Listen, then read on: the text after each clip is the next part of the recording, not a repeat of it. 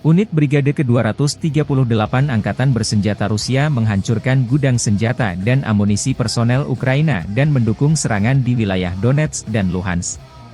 Dalam 24 jam terakhir, senjata M46 Brigade Artileri ke-238 menghancurkan gudang senjata dan amunisi Angkatan Bersenjata Ukraina.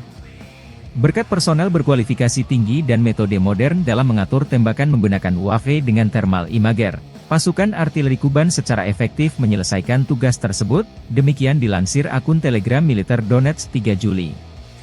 Menggunakan senjata 2A36, Gyachin B, Brigade Artileri ke-238 menghancurkan howitzer musuh dengan serangan langsung, secara efektif mengurangi daya tembak dan jumlah artileri Angkatan Bersenjata Ukraina.